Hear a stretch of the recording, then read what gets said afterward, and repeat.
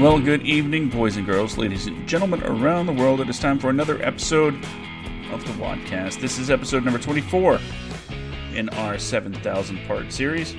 I am Josh, and I am joined, as always, by the guy that you just can't quarantine, Brandon. What's up, Brandon? I love you too, man. What's up, man? How you doing? I wasn't expecting for you to call me out like, that. But Yeah, I'm good. Oh, my God. Well, either way, I'm doing well. And everybody listening, we have, for the first time in, a long time, we actually have a special guest with us tonight, Mr. Kevin C. Kellum. He was actually introduced to, I got connected to him through our former guest, Sue Swank. She was very, very gratuitous in offering me the contact to at least reach out to you, Kevin. I really appreciate that. But no problem. But Kevin, how's your night going, sir? It's been a big day, so I've just been relaxing for the last little bit of time because it's been a big day. Yeah, we're working on a bunch of projects, and a lot of things are starting to come together. So it's a good thing. Oh, it's really good. So pretty much, man, that's always staying busy then. Yeah, the pandemic hasn't hurt us. It's got us to be more focused on what we're doing, and we have a bunch of projects at network right now, and just waiting to get the calls to say, yes, you're green lit. Let's go. So, see, I wanted to touch on that because initially, how I was told about you was my understanding of you. Because you only know of someone what you're told about them. Mm-hmm. So the way I was the way you were described to me by Sue was that you were, I thought you were just merely like a literary agent. That's what I thought. And then we had a conversation the other day, and I found out that you actually do so much more than just work with, like representing writers or anything like that. You actually have an entire, practically like a production house that you run. For lack of better words. Yeah, and I probably told you 4 or 5 of the things that we do, and the company is growing to a point where we're going to have 22 different divisions within the company. So we're going to be rather large. That's why we're called Ubiquity. We're gonna have our hands in everything. So from our own streaming platform, network, all the way to investment banking. So, oh my God. Okay, see, I didn't know about the investment banking part. My Lord. Yeah, everybody says you're trying to do too much. I said, well, it's not me doing it all. That's the thing. There's a whole bunch of people that are going to be involved. So it's not Kevin trying to do 47 different things. It's Kevin getting people involved to do 47 different things. So. Oh, man. Well, no, I mean, I think it's awesome what you're doing. Thank you. I appreciate that. But yeah, like, okay, so you don't just represent writers. You do the pre-production, you do production, you network, you pitch, you do a lot of stuff. What got you into wanting to work in the actual film industry as it is? Like what were your first steps? Like, hey, I should probably, I think I could do this. I wish it was that easy. My wife had we lived in Boise, Idaho, and she decided that she wanted to do a television show. So that she could brought on somebody that did hair, they'd get their hair done for free. So they decided to shoot a show, they shot it, and then what ended up happening is one of the networks in town heard about them, called them up and said, hey, why don't you come down and do a show? And we were on the air for about a year. Then we branched out to Reno. We were going to be in Colorado Springs, Las Vegas, and some things happened, and we took some time off, and now here we are. So, okay, it wasn't my idea, but it was her idea, and I was a director and a producer with her. I did all the booking of all the guests. So it was a good time. We learned the industry, and then now we're taking that times 1,000 and going from there. So, okay. Josh, I'll let you. I always seem to snuff you out of the spotlight. Like I haven't already had a conversation with him. So, Josh, welcome to the WADcast. Do you have a question? Yes, thank you for having me on the show. Oh, you're welcome. Welcome, buddy. Nice to have you. First, I want to say hey to Sue and Lisa, who are joining us live in the chat. Oh, yeah. Hi, Sue. Hi, Mom.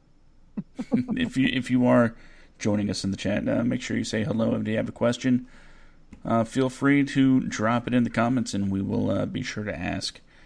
But my question, okay, it's a pretty interesting origin story there, and no radiation involved.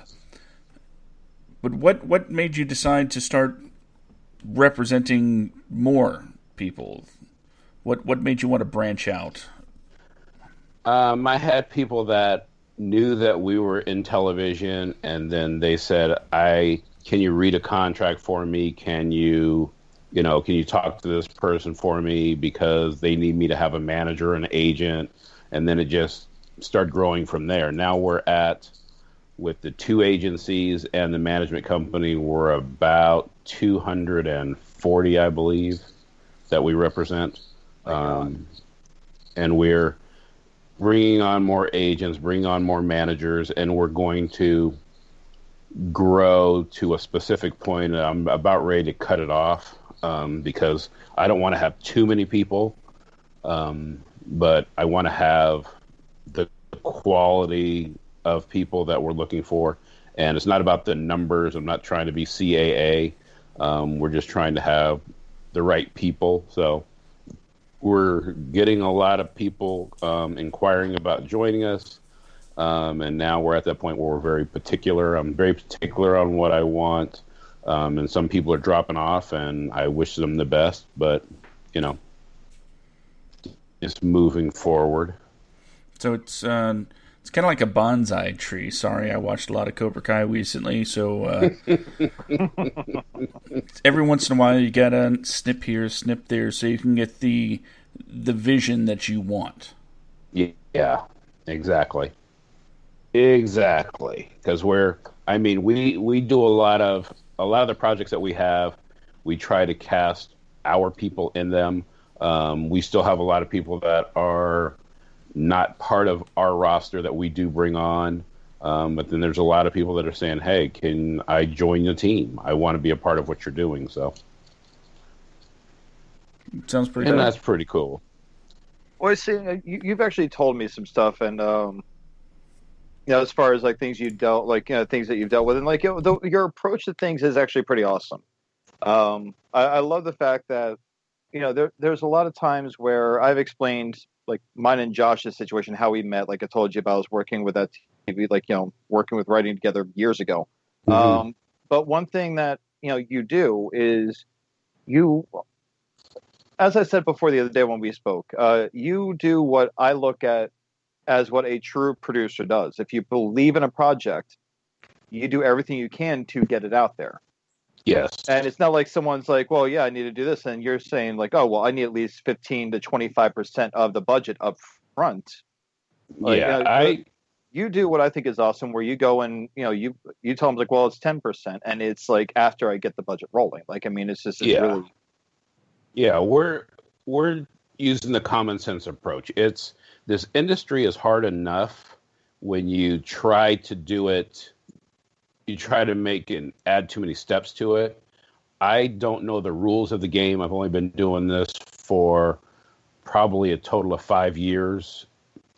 And in those 5 years, I'm learning what to do, what not to do. But the team that we have, they know the industry. And because they know the industry, they always tell me, you can't do this, you can't do that. I'm like, why not? And, and that's the hardest part, is not being able to do things, because that's not how the air quotes industry does it. And I'm like, why not? Explain to me why. And My business partner says, this is how it's supposed to be done. Here's the workaround, and then we just do it. But with the team that we have, we're getting a lot done. And over the last, I want to say 9 months, we've gone from what are we going to do next to we have 57 projects at Network right now under review. So,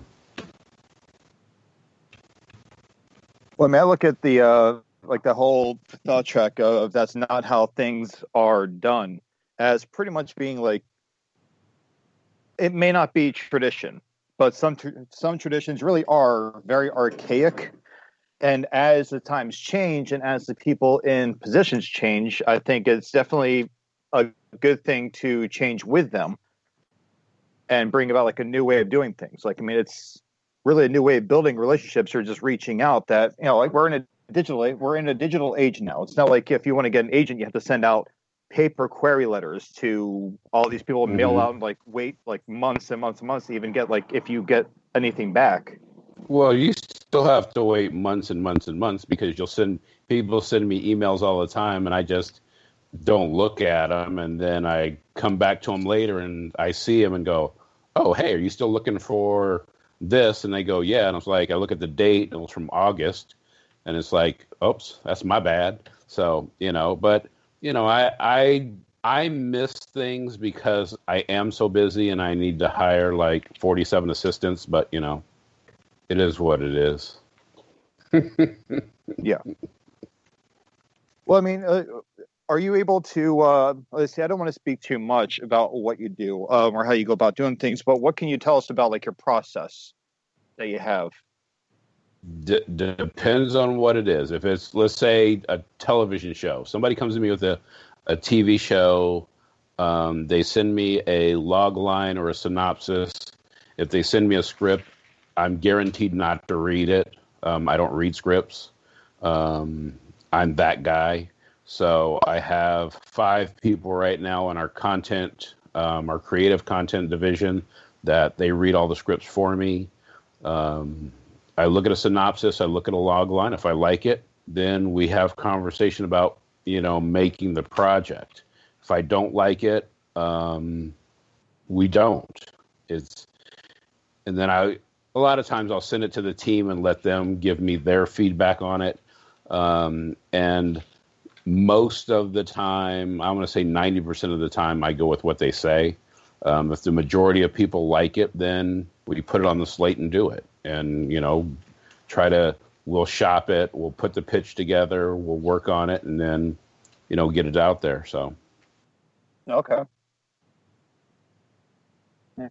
When it comes to talent, I talk to everybody, and if they have a brain, they have a look, then represent them too. So. Okay. Well, Josh, would you like to have me be quiet for a minute? Yeah. Okay. Sounds like you got a pretty good streamlined system going. The original question I had was about trends, knowing, and how far ahead do you know or need to know when that next trend is going to set so you can jump on it?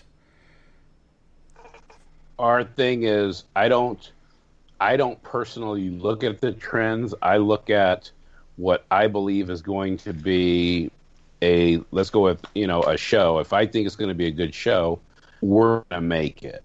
And I will put everything together. I will go to my partner who has been in the industry for a long time. My distribution rep has been in the industry since beginning of forever. Well, he repped and did stuff with Ben-Hur and 2001 wow. Space Odyssey and Stanley Kubrick and all those people. So he's been around. So, and I think that's one of the main reasons why we're getting to where we're getting is because, it's not because I'm the all-knowing genie of the lamp. It's I'm smart enough to know that I can't be the smartest guy in the room. I can't be the smartest guy on the team. I have a bunch of people that are building with me, and we just do it. My partner, Lisa, I send stuff to her. She says, this will be good at Universal. This will be good at Lionsgate. This will be good at HBO. And then she makes all those decisions because she knows the industry. I just create a show, send it over, and hope that she decides she wants to do it and like it. So that's our process. I mean, I have Steve Nunez, who handles all my logistics. I've got Stevie Korn, she's our chief marketing officer. Luke handles all the technology. We have about 50 people right now that are part of the corporate structure. And once we finalize some deals and we're going to make our official launch probably the beginning of the year, we're going to hire probably about 1,000 people, 1,000 to 5. It all depends on how the COVID thing is at that time. So, well, and I actually want to ask you something about that. I at least saved a few questions for tonight because I think I pretty much interviewed you completely the other day. Because I was fascinated. Because again, I was caught off guard with everything that you do, and I was just like, "Oh my god, this is awesome!" As my girlfriend Danielle would say, I need. Huh? But you can ask me questions from them because I already forgot what we talked about, so it doesn't matter. Well, I mean, like, you and I had discussed similar experiences that we've had with people, like either backing out of something last minute or what have you. We've discussed stuff like that. But what else? I was just fascinated, as Danielle would put it. I needed the chisme, like I needed the gossip, like, oh my god, what else do you do? But with you wanting to bring on that many more people, I saw Sue actually post something. She shared something that you posted, looking for people in different countries to come together and revitalize the industry as we know it. Is that what this is pertaining to? What that was is we're running into situations where, example, we had a project that we wanted to film in Hungary, and we had a production company in Hungary that wanted to be a part of it, but because we didn't have an office in the EU, they couldn't get funding to bring to the table. So we're now going to open, we're going to do something in Germany. We're putting an office in Italy, Spain, going to do some stuff in Croatia, Sweden, so that we have stuff in Europe, so that whenever we have an issue or we have something that we need over there, we have an office there, so we can just say, yeah, we do have an office in Italy. We have an office in the UK, even though they're doing what they're doing. But it's best to be worldwide, to be global, because all of our shows are all over the world. I mean, we're planning on shooting in almost every country outside of the U.S. So. Oh wow! Well, and I imagine the laws in each country are vastly different. Like I'm aware that Germany is a hotspot for, saving money on taxes for filming and everything else, deducting taxes and everything else for filming. Yeah. I mean, that's why, a lot of, I cannot stand his films. But if you're listening to this, Uwe Boll, I'm sorry, man, but but a lot of his films, he actually films over in Germany. For that very reason, there's a lot of filmmakers that go to certain countries, and just like in the United States, they go to certain states for tax write-offs and tax related purposes. Mm-hmm. So I didn't know if that might if that was one of the factors, but I also know that permitting and everything else, it's all it's a whole different world just in another country. Yeah, and that's why we just brought on our station manager for Germany. We're bringing, I'm getting somebody for Spain and all the different countries that we're going to have somebody. We literally have a physical person in the country so that they can look at the laws, look at the rules, and work it from there. And then I have somebody that's here that used to live in that specific country that can help navigate it from here, and then they can go back and forth. So I have people that speak Russian, Ukrainian, German, Italian. So we have all these different people so that we can work with each of the countries. So it makes it a lot easier for us to navigate, because there's some countries have 60% tax credits. And you would be kind of crazy not to go and do 60% tax credits on a $50 million production. So. Gotcha. Okay. Josh. Let's see. I just try not to talk every minute, because if you let me talk, I will keep talking.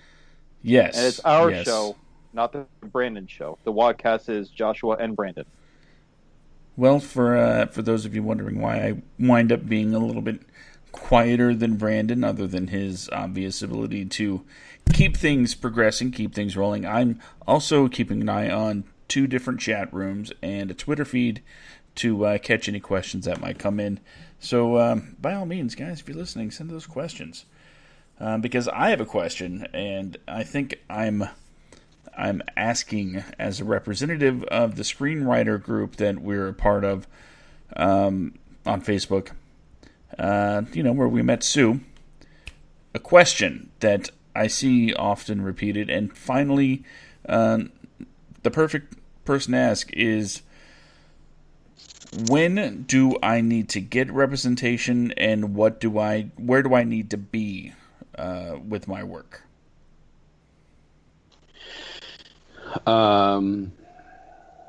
It really all depends. Some people, like we'll use Sue as an example. She had 6 or 7 projects and sent them over. We looked at them, and I said, I like your projects. I like your work. And then we run all of our motion pictures. We run them through script book, and they have to come back with a certain score. And if they get that score, then we'll move forward with them. And all of hers were above that score. So I said, let's make this happen. And then it was like, well, hey, you don't have a rep, we can do it, and we'll rep your stuff. And we're about ready to start sending her stuff out to network and go through distribution on it. I have some people that have 8, 10, 15 things, and I have some people that have 1. It all depends on what you're looking for, where you're looking to go. Because whether you have 1 or 18, if I like the 1, we'll do it. It doesn't matter. And my thing is, if you can write a log line and you can write a synopsis and you have an idea, we can get writers to help you write it. And that's what a lot of people don't understand is I don't know how to do a screenplay. I don't know how to set it up and format it. I have writers from all over. Example, Vice Squad, my main writer comes from Law and Order. So he knows the format for writing. So we can bring writers on, we bring directors on, producers, cinematographers, we do all that. So it's just where you want to go with your career, because we advise, we do contracts, we help you with whatever we need to help you with, because it's not about the money, it's about helping the writer, because if the writer does well, we make more money. So if they don't do anything or they're not any good, we don't make anything, so it defeats the whole purpose. I'd like that answer. Well, see, there was a conversation, like during our conversation the other day, you brought up, you and I had talked about how one thing people don't seem to understand about the film industry as it isn't, and pretty much how it's always been, is it's really about just building relationships. That is the biggest part. If you come off like just some hotshot with zero experience, but you know everything immediately right off the bat, no one's going to want to work with you. Yeah, and I think that is important. It's actually very important. But can we actually? There were certain circumstances, things that you experienced I made a joke about haggling with you. Is it okay if we talk about that, or is that something you would prefer not to talk about? I can. You know what? I don't care. Nope. Yeah, I don't care. Because my thing is, I try to be politically correct. I try to be right down the middle. But then there's some times where it just doesn't make things don't make sense to me. And I'm not, and I in no way, shape, or form am an expert at what this industry is. I'm still the baby in the diaper that's crawling along the floor. So, eating crumbs off the floor. I don't know the industry. So I try to make sure that I surround myself with the people that do. And when they tell me that if we're going to shop a project, it's 10% for us to shop it. Okay, fine. That's the number. So my number's 10%. And I get people that literally want to come back with another number and say, hey, we'll offer you this. And it's like, no. I turn down deals, and and I don't go and badmouth them. I wish them the best, and I hope they get picked up, and I hope they find distribution. But I'm working with a team we're at all the majors. So why would you not want to have your project at a major? It just doesn't make any sense to me. Yeah. It's like the conversation one of the things that got brought up, and I won't bring up specifics of it, but just for people that tune into this, whether they catch our live broadcast or they go back and they listen to it later on, we have plenty of people that go back and listen to these things that want to get into the industry. They want information on do's and don'ts. And there was something that you brought up to me about someone that had an idea that you're ready to run with it. You like the idea, and they're like, oh, well, we have X amount for the budget. And you're like, okay, well, I mean, I take my 10%. They're like, oh, wow. Yeah. And then, 10%, come on, man, 10%. And then you go back and you tell, I guess they walked away, and they got an actor signed on, and this actor took up a quarter of their budget. Yeah, and that's the thing. People, I think people just think that I'm trying to be greedy on the whole thing, and it's not that I'm trying to be greedy. I'm going to help you, and what people don't realize is if you have a $4 million budget, let's just use as a number, and we start working with you, we're not going to try to get you $4 million for your budget. We're going to try to get you 6, 8, 10 and make the project bigger, so then that the money that we get paid, you're not even seeing it. And you're getting more money, and that gets to upgrade the level of the talent that you have. Because people don't understand the talent. And I'm going to be honest about it. When we first got into the industry, it was, you can't talk to Samuel L. Jackson unless you have 10% of the money that you're going to pay him, because then that's why I'm rocking the Samuel L. Jackson hat right now. You can't talk to him until you have the money. And then Stevie started calling people. She goes, they're not going to tell me no. And then she was calling people, and they were calling her back and saying, yeah, we're interested. And it's just like, we don't have any money. And they didn't care. They just liked the idea. They liked the project. And we're finding that out now. I talk to people all the time, and we're talking to A-list people, and they're just like, okay, I like the project. When you guys find out from the HBOs, the Lionsgates, the Universals of the world, let us know, and we'll negotiate everything out. And it's just like, okay. So it's not about me, because if all of this was about me, my name would be all over it. There's a lot of people in the industry that if you look at the name of their studio, their production company, or whatever the entity is, it's got their name on it. Nothing Nothing that we have has my name on it. I just people don't am until this week.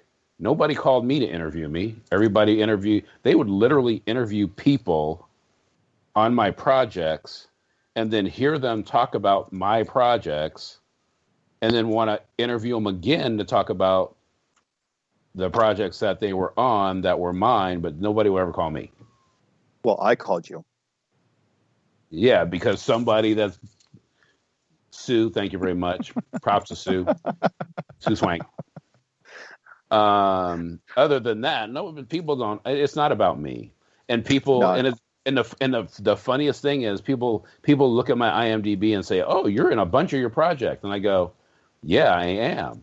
And I think the biggest one I'm in, I have like one line, and it's just like I'm not even Stan Lee. There's some things that I don't even say anything. I'm in a car. I'm the driver. I got on the nice suit. I got some glasses on. I pull the car out, and then the scene ends. There you go. And scene. Thanks. So it's not about being an actor. It's about creating. I create a lot of the projects, and I just want to see the projects grow. I want, and the people that bring us projects, I'm not trying to take their project. I'm not trying to adopt their project. I want to be the project's nanny. We want to grow the project with the people. So, and that's why we're getting a lot of response and a lot of people coming to us, and we have some pretty amazing projects right now. Yeah, so I've seen you post about what was it, Vice, the one that takes place in different the true stories. Vice Squad is now up to 16 different cities and states and countries around the globe. It's getting out of control. It's a $900 million franchise. It's just crazy. And we're getting a lot of interest. We have a lot of A-list people that are going to come on as guest stars. I'm not going to have them as the main people because television A-list people to get people to watch it. You just have to have a good story. And I would rather put people that people may have seen on there and let them build the stories, because I don't want it to be it's Shamar Moore, just for an example. Oh, he's playing another cop. Okay. I want it to be, I like that story. Hey, they can act. And then they start following the show and watching the show. And then the people that are part of the show become bigger. That's our goal. So, but Vice Squad is all about, Vice Squad's about cops chasing a human trafficking ring around the world. And a lot of the shows are going to be tied together. Like the UK show is going to be tied to New York or Miami. So we have a bunch that are in the United States. We have Toronto. In Canada, we have Australia. We have the UK. We're talking about doing Spain because I've never been to Spain. So, hey, why not shoot a show there? So, but I've had an offer to go to do Vice Squad Spain, but it's a lot. Well, I mean, if you ever make an episode centered around Jacksonville, Florida, you got plenty to work with there, buddy. I mean, well, we have. I almost moved to Jacksonville. Actually, I was going to move to St. Augustine. Jacksonville is where I'm from, and Jacksonville is where Josh lives. And I used to go to St. Augustine all the time. I love it there. Yeah, we ended up going to some restaurant, the Croc House or something like that. The Conch House. Yeah, the Conch House. That's the one. Yeah, I had some alligator crocodile. I'll never do that again. Why not? It's amazing. Come on, man, stop. Just set that free. Listen. The stuff I'll eat makes my girlfriend squeamish. Okay, so I mean, this thing. Like, I introduced her to snails, and I tried to introduce her to iguana, as my mom introduced me to iguana as a joke. And turns out I love it. Why would you want to eat? Man, I didn't want to. with me. Why would you want to eat iguana? I didn't want to eat iguana, we were camping, and there was some place selling iguana burgers. My stepdad asked if I wanted a burger or something. I was a kid. I'm like, well, yeah, sure. I had a pet iguana at the time, Rocky. And next thing you know, how's the burger? Like, oh, it's really good. Oh, it's an iguana. Oh, well, Rocky would taste really good. That's just a no. I think someone might have been messing with you, man. Yeah, they're messing with you. Because we have Vice Squad, we have Miami, we have New Orleans, we have Atlanta, New York in that area. We're going to do a Boston. My friend from Boston. Yeah, so we've got a lot going on. But then we're also going to shoot Tainted Shield in Miami.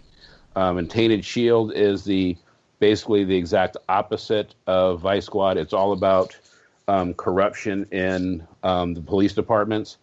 And it's not us making up stories. We're taking real stories and adapting them for television, because some of them they're unbelievable, the stuff that we're finding. And, a lot of the things people haven't heard of, and those are the ones we're using. So, okay. And I want to stay on subject here, but to backtrack a little bit, I've got to say this. Now, I'm not your client, okay? Like, you don't represent me, but your client that you do represent, our beloved Sue, commented, Gator tail is excellent with eggs. Okay, so. First of all, okay, time out. Sue, I'm sorry, just stop. I have, besides cake, I have not eaten an egg since 19 something. And I don't mean in the 80s or 90s. Let's put it that way. It's been, eggs. No. If I see, let's put it this way. If you had a steak, you go to the finest steak restaurant and you have the most beautiful steak ever, and then there was some eggs on the plate with it, that person didn't eat the whole steak and said, hey, do you want it? And then you say, you know what, that's the best steak ever. This part of the steak that touched the eggs, I would cut it off. Wow. I can't have eggs on a plate touching. I'll eat them in cake. That's the only eggs I eat. I mean, I guess, like, technically, Food Network is television and film, so we are still kind of on track right now. But oh man, yeah, Gator. I'm sorry. Sue, stop. I just had to call. I had to call her out. I love Sue. I really do. And if okay, first off, Josh, you especially, because I'm always on the show with you. Yeah, you always on the show with you. Mom, you know me very well. And Sue, you and I went toe-to-toe with how many times we could drop the F-bomb on the episode that you were on with us.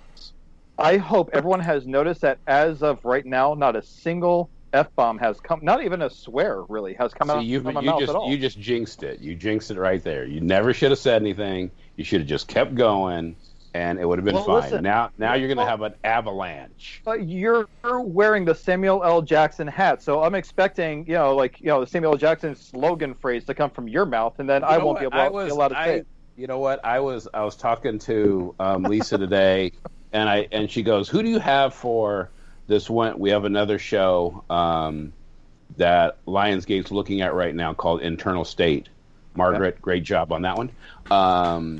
And I said, there's a role that I want Samuel L. Jackson in. And she's like, you can't use Samuel L. Jackson in too many things because you already have him in something else. And I'm just like, yeah, but I said, I got to say it. I got the hat on. I got to say it. I said, I just want him to come on set and call me motherfucker.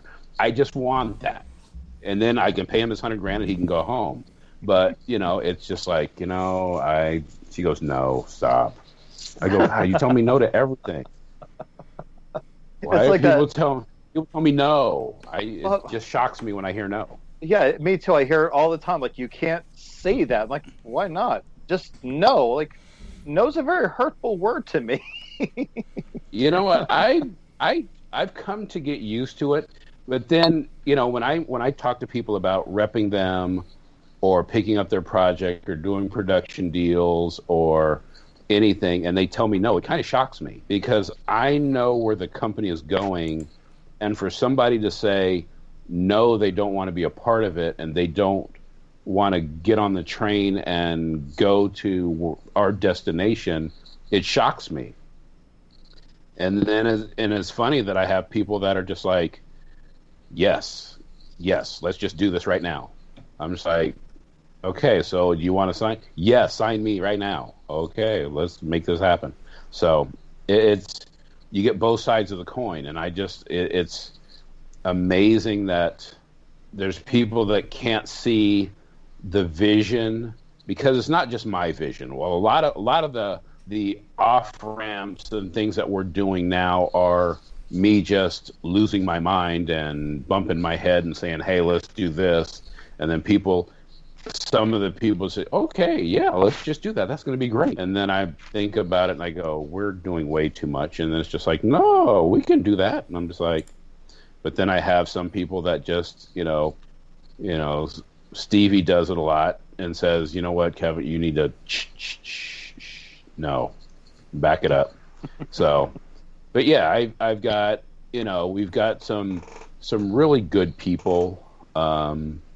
Like I said, Stevie, Tempest, Alexander. I love saying her name.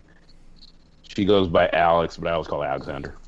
Because that's just cool that a woman has the name Alexander. That's just a cool name. Yeah, that's actually pretty rare. Yeah, so I've got a great team, and it's just building and moving everything forward, and it's exciting right now because we're starting to get a lot of interest in the stuff that we're doing. So it's really big. I like it. Well, Josh. Well, and it's your turn, Josh. Welcome to the show. Yes, welcome to the WADcast. We have it's me and Kevin. We have a special guest, Joshua Chitty. Joshua, how are you, sir? I'm doing well. I just have a quick question, then I'll take my answer off the air. Not my next thing is, it's really more of a comment than a question. But a while back we had Scott Christian Sava on the show. Have you seen Animal Crackers? Awesome. That guy was really awesome. No. I eat animal crackers, but it's an animated movie. When you eat an animal cracker, you turn into that animal. It was a cute story, and talking to Scott, you reminded me a lot of the things he told us when it came to just getting your story around, getting your work into the right people's hands, and suddenly the doors that everyone said were closed would start opening. He would send the script to a lot of different people, and there were always the hurdles of this actor's price is this and this actor's price is that. And then all of a sudden, he gets to talk to them. He gets to, explain that he's making this movie, and they love the story. They love the script, and next thing you know, he's signing guys like John Krasinski and Sylvester Stallone, Danny DeVito, and all these guys to do voices for this cute little cartoon. So that you reminded me a lot of that story when it comes to just putting, people really just want to make something good. Yes. And I think a lot of people don't give certain actors or directors or any other artist enough credit for being able to set aside the I don't even know their price tag, maybe drop it a little bit, just to be able to say, I was a part of this and this was amazing. Yeah, and that's the thing. What people don't realize is it doesn't matter who you are in the industry. I was told this, that if you're not on a TV show or a movie, you're unemployed like everybody else. So they want to work, and if they like a project, they're going to. And they say, okay, you don't have any money, but I like the project, so sure, I'll do this. And then they're willing to work, and they're willing to work around you. And it's funny. I'll ask somebody and tell them this is what we have. This is what we're doing. And I have people that are saying, yes, we're interested. Once you have the green light and you're picked up, we'll negotiate it all out. And they're just like, okay, let's just do this. They're not. It's crazy in this industry. You figure if you're an A-list person and you know that your name is going to get this funded and greenlit, why not just say, yes, use my name? But they don't do that. They say, well, once you hear from them, then you can use my name. It's like, well, it's too late then. I need your name now to say that I've already talked to you. And, I'm getting calls from A-list people now, and we're, getting to use their name. And I think that's helping us get to that next level, because then people will say, you're not just and you're bringing it to us. So, yeah. Well, can I backtrack real quick on something? Sure. No. I don't know if you and I had talked about, like, the other day, we had talked about what really started driving you to do more with, like, the health concerns and everything else. Are we? Would you mind talking about that? Because I thought it was, like, fascinating. Sure. No, it's fine. It's fine. No, it's okay, because a lot of people know about it already. And I don't even know if I even said anything about it on Facebook. I know I put it in one of my groups that I have, just so that people knew why I wasn't interacting as much. But the beginning of November of last year, I had a massive heart attack.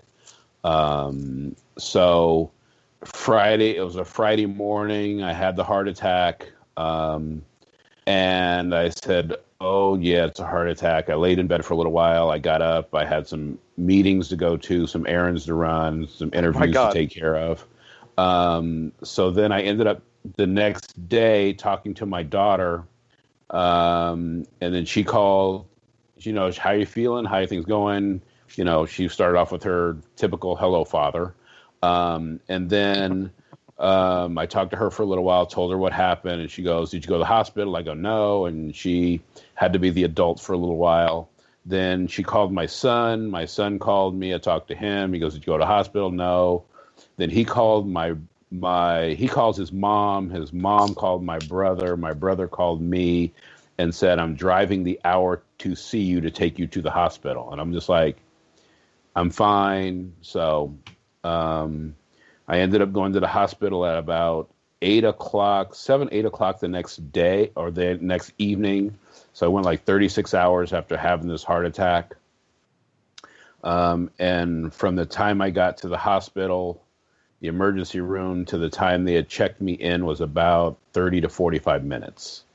They told me that my troponin level, I guess, is supposed to be 0.0 to 0.3. Mine was 9.6, I think.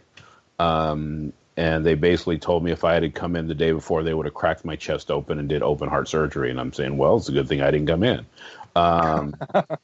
So I had a surgery on Monday. I had another surgery on Tuesday. They put 4 stents in my heart.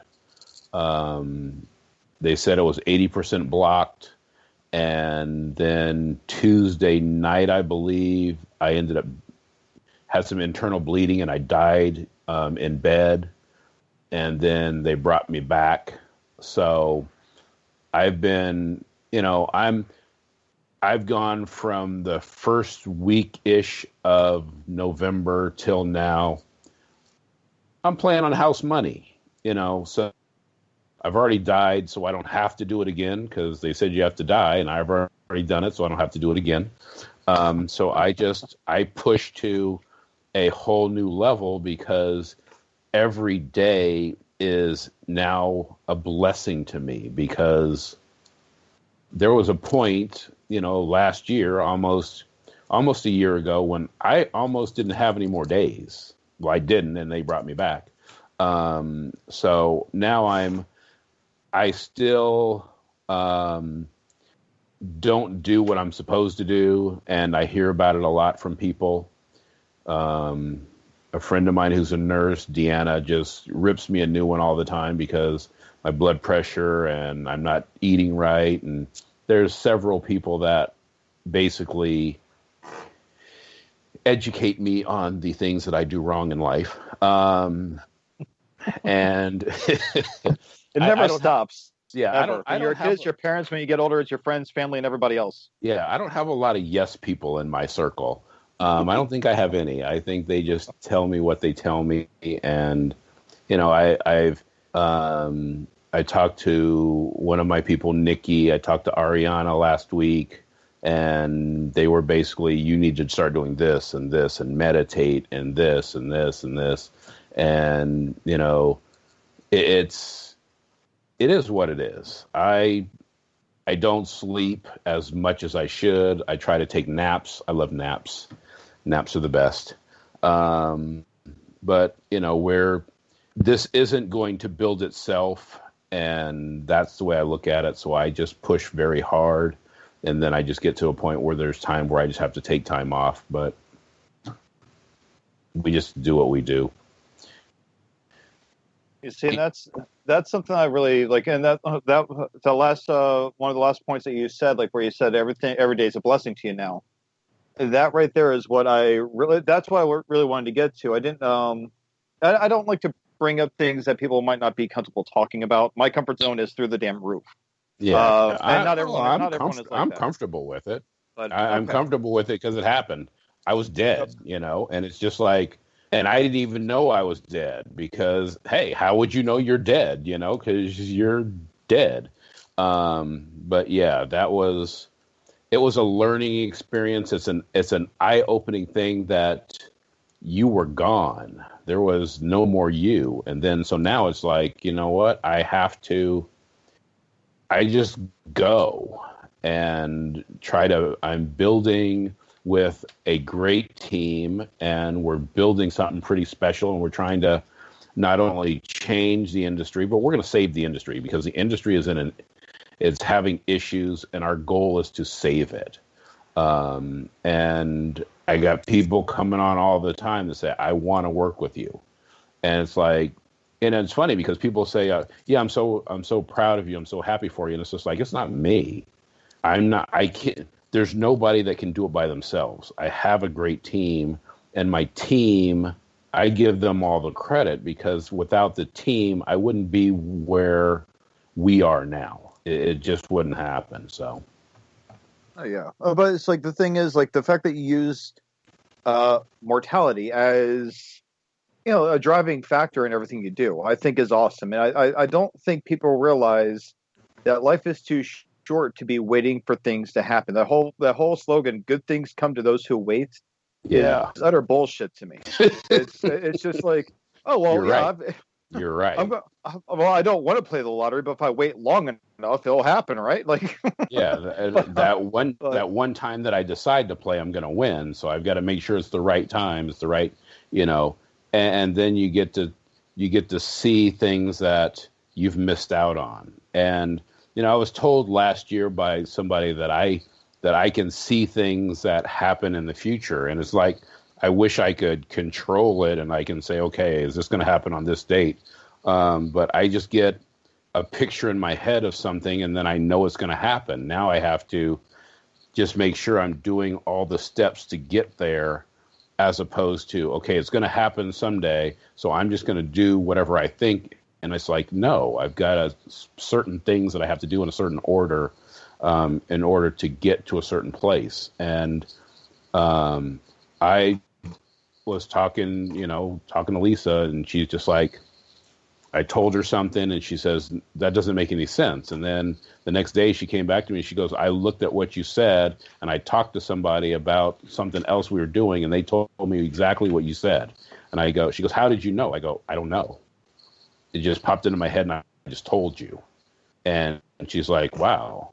I mean, I hire people based on having conversations with them, and a number pops into my head, and I said, okay, here's your position, here's your salary, do you want it? And they say yes. Okay, here you go. Where'd you get that number? It popped into my head. So it's cool that I get to just do what I do because it is a great industry. It's hard because you never know when something's going to get picked up. I mean, we've been at HBO for 2 months, but I figured I've been working on stuff for 5 years. What's 2 months? Yeah. So. No, absolutely. And like I said, I just really want to get to that because I don't think people realize the value of time. Like, okay, yeah, if you deal with something, and I told you my experience, like what I went through in 2005. If you sit on something long enough, excuse me, you sit on something long enough, you lose out on that time. Like, like if you get knocked down, that's fine. There's nothing wrong with gathering yourself, but just get back up and start doing it. Yeah. But it's the people that are like, oh, well, this isn't working out, or this isn't, like, oh, there's too much going on. I'm never going to be able to do this, so I'll just find something else. I'm going to make the safe bets, which I've gotten hell from friends and family for not playing it safe over the years. But I cannot express the level of happiness I have knowing full well that I'm doing what I love doing. But in a place I love doing, I love Los Angeles. I really do. It's expensive as all hell, but I love it. But the thing is like, the fact that once you start using time as more of a, I don't know, once you stop putting so much faith in the time that you have and start using it to your advantage, more things do tend to happen. Yeah, and you can't use time's the only thing you can't get back. So I try not to waste it. And because of the fact that I was at that point where I had no time left, now you value it more. And when I'm on the phone, I value the time. And if I'm not getting basically my nutrition out of a phone call, I cut that phone call off. You have to, in situations where you're wasting time, or on the phone where you're wasting time, or in meetings, or whatever the situation is, because you don't, it's not like that one movie where you got the little thing on your arm and says how much time you have left. In you don't time, know. Yes. Yeah, Yeah. you have no idea. So you don't get it back. I got it back, but I don't know. I have no idea how much time I have. I am now a older gentleman with a heart condition, and I don't know. I could have another heart attack tomorrow. I could have another one in 50 years. I don't know. Yeah. So I just have to just say, you know what? I'm going to do what I do, and it's not a inside the box, outside the box. There is no box. We just go, and we believe that everything that we're doing is going to work out, and buckle up because here we go. Absolutely. And real quick, I just want to say, since she is in the chat group, I will say, hi, Miss Bianco, my 10th grade biology teacher, a.k.a. also my next door neighbor in high school while you taught me. I could never get away with anything. Hope you're doing well. Good to see you. And yes, Sue, absolutely, time is money. No, I'm serious. I couldn't get away with a damn thing in high school. My teacher was my next door neighbor. I played sports. She was the, she worked with the athletic department. So, I mean, like, I couldn't get away with a single thing. So you were the real-life Corey Matthews. Well, yeah, except for the fact that I didn't stand outside of her window screaming her name. But did you have a Topanga? I did not have a Topanga. To an extent, I did, Judy, but that was about it. There wasn't a Topanga. No. I had a girl I had a crush on, but she said that she would if she was I asked her out. This girl, Nikki. I asked her out in, I think, junior year, and she said she would if she was attracted to me. Well, there you go. She didn't waste your time with wishful thinking. Yeah, see? No, see? And this all falls in line with the conversation. If it's of no substance, don't waste your time. Man, I'm so sad now. It's like, I would totally date you, but you're too ugly. Oh man, good times. So Josh, go ahead. Good times. Listen, it never took much to make me laugh. Okay, she said that. I was like, well, I guess I'll just go screw myself. It's cool. Yeah, thanks for the update. Thanks for the information. Oh man, I'm sorry. Oh God. Okay, well, Josh, go ahead. It's your turn. Back to the show.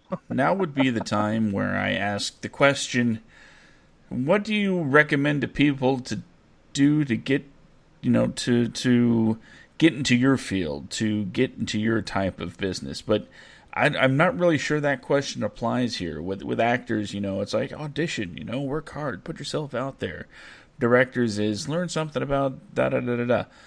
You wear so many hats and do so many things. I don't really think there is one route that anybody could do to follow your footsteps. Yeah, and that's why we do it. And that's exactly why we're doing what we're doing.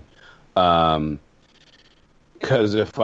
when I look at what we're building, I can't look at all of it at once because it is so massive. It's so everything is, but every have I'll call it a Netflix style platform. So, and then we have our television network that we're building. Then we have about 15 production companies that we're going to run. We have the 2 talent agencies, talent management company. We're getting into music, hotels, restaurants, golf courses, wineries. What else are we doing? Investment banking. We're going to start our own bank. Private airplanes, private yachts, staffing services. What else are we doing? Looking at retail brands and buying retail brands. There's one that I want that's just going to be cool as hell to buy, but I can't go into it. Building our own studios. We have 4 different states that we're looking at building our own studios, and we're looking at anywhere from 500 to 700 acres in each state to build our own complexes so that we can have everything where we want it.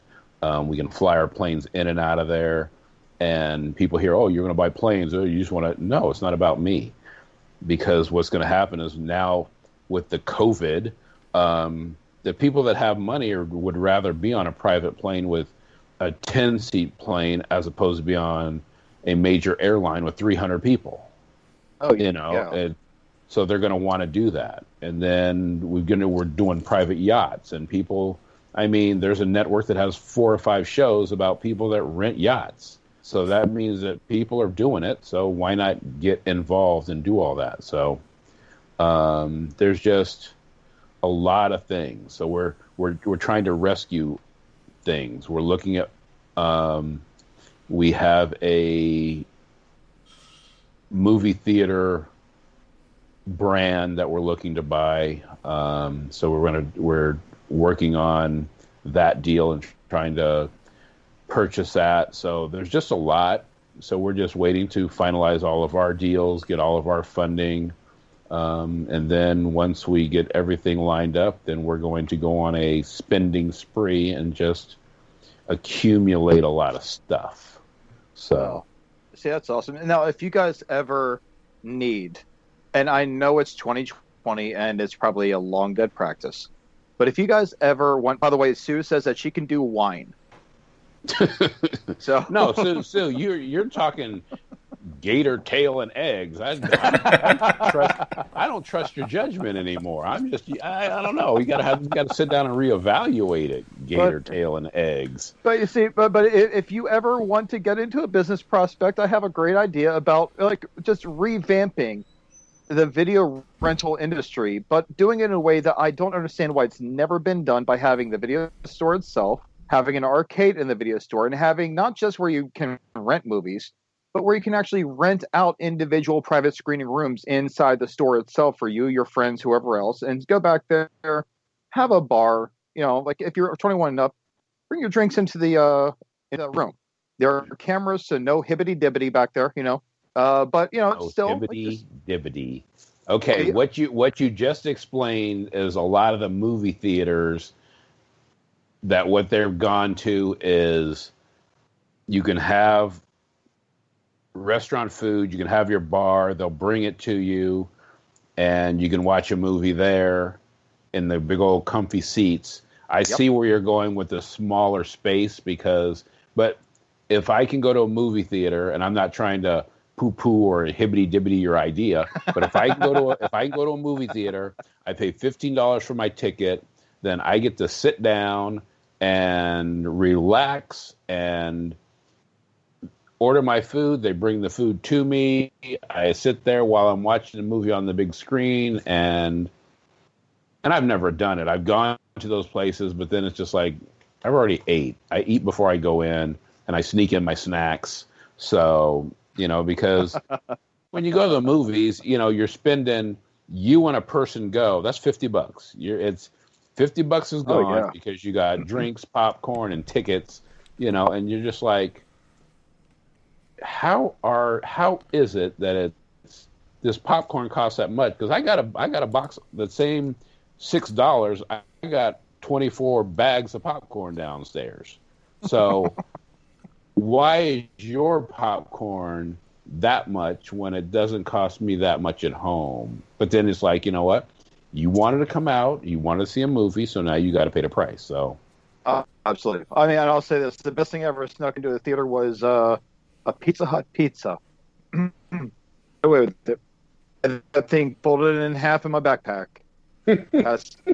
Has some juice in my backpack, but you know what? It was worth it. Absolutely worth it. It was a drunken idea. Hey, we're at the bar. Let's go see a movie. The theater's right next door. Sure. Pizza Hut's right there. Let's order a pizza too. Awesome. So me and my fatty friend decided to go do this, and my backpack was the collateral, but it was amazing until we got caught. But no, it's okay. I mean, just shut down my idea. It's like being in high school. I didn't shoot it down. There's still an option because there's people doing stuff in theaters. And I mean that I try to explain to people, you got to understand this industry is not dead. Everybody thinks, well, I'm not, I can't go to the movies right now, but you're going to be able to. They're just going to re-evaluate how they do it, and it's still going to happen. You're going to be able to go to restaurants again. You're going to be able to go to hotels. So why not own hotels? People are going to go to hotels. Why not own restaurants? People are going to go and eat. People are going to go see movies. People are going to watch TV. Everything is going to open back up, and that's why we're positioning ourselves so that we have multiple streams of income, and we're in so many different industries where our goal is 100,000 jobs and just go crazy. It's building all over. And Sue, you can't do wine because you eat gator tail and eggs. So, yeah. See, Sue, gator tail. Snapping turtle would be better. But thing is let's and frog legs. Let's not forget about frog legs. But I don't think you can really talk right now. Your dreams have already been crushed. Oh yeah, I don't crush dreams. Well, hey, no. Okay, let me put it this way. There is a TV movie coming out, and it is based on the life of the guy who created Flaming Hot Cheetos. Wait, what? Exactly. The guy was a janitor. He was a janitor. Flaming Hot Cheetos. They're doing a biopic about this guy. I can't believe they're doing an actual biopic over that. I mean, it's interesting. I mean, there's nothing interesting about it. Well, no. It's interesting. I can't hear you. Flaming Hot Cheetos. It's interesting in the fact that he was such a low-level employee, and then he was like, "Oh, well, yeah, let's add some seasoning to the Cheetos, and here we are. I'll bring it to the board." Because the same thing happened with double-stuffed Oreos, for crying out loud. I'll just double stack the Oreos. The board's like, oh, this is ingenious. How have we never thought about adding something new to our, recipe? Okay, see, here's the thing. I can see double stuffed Oreos. Okay, you got me. But then there's the commercial that I saw the other day with the Reese's peanut butter cups. Hey, we're going to make them smaller and making them bites. No, why would I want a smaller Reese's peanut butter cups? You better make them bigger. Make them bigger. Like, I mean, I buy those things just to piss off my girlfriend because I don't share them. Like, no, exactly. It's like I've got like a king size. I got like a king size 4 or 5 pack. I'll go to the store. Hey, babe, do you want anything? No, I'm good. Are you hungry? No. Okay, come back with Reese's. You got Reese's? Yeah, let me have one. You weren't hungry? No. No, you're not a king. You have to get. They don't make queen size, okay? You have to know. You have to know what your partner likes, because you know that if you go to the store to get something for you, that if you buy something that they like, they're not going to ask for your. They're going to say, "Hey, what? No, I got this for you." And then they're gonna have their own, and you get to enjoy yours. That's absolutely right. No, she is Danielle. First off, I love her very much. I really do. But she is flat out pretty much like the guy, the collector, the mafia sends out to collect a debt. But she works solo. She's for contract, but she works for herself. But she doesn't collect money. She collects food. Whatever I have, if it looks good. She's like the damn IRS of, of catering. It's like, oh, look, you have a burger that looks delicious. Like, yeah, it's going to keep looking delicious to you while I eat it. What's being said, Brandon? You're my hero, because you're just going to get stabbed in your sleep. I have woken up with her straddling me, holding a pillow in her hand, and her staring at me and saying, I could have killed you, but I didn't. You owe me your life. I'm like, the hell? Yeah, see, that's just a whole new level, and that requires counseling. So, I honestly, there's a reason why I don't have a life insurance policy payable to her. So, otherwise, I know she loves me in her own way. She's a very sweet person. She's a very loving person, but all 5 foot of her, man, she's. I'm going to break the two F word rule. She's fucking terrifying at times. It's just that one look to let me know, like, oh, wow, I'm in trouble, aren't I? Uh-huh. What'd I do? What do you think you did? Well, I don't answer questions when a cop pulls me over and says, do you know why I pulled you over? So I'm not going to tell you what I think I did. So I was raised by law enforcement. I know better. So... Yeah, I don't know.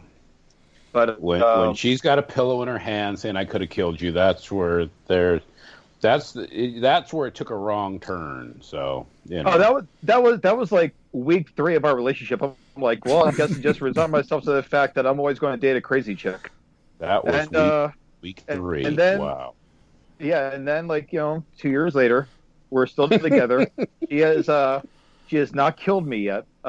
She finds all of my food to be we'll go back to the tax deductible conversation. She deducts taxes in the form of bites of my food, whether I like it or not. So I don't know, she does it like a ninja. I'll take a bite of my burger, I'll look at the dog for a second, go back, I've got like a fingertip worth of food left. Like, I don't know how she does it. But But either way, so coming off of talking smack with my girlfriend, hopefully she never listens to this episode, or she decides. And if she does, there won't be an episode 25. Yeah. Well, I can still do the show. He's like, Sean, I know you're listening. Do not repeat this to Danielle. I can still do the show.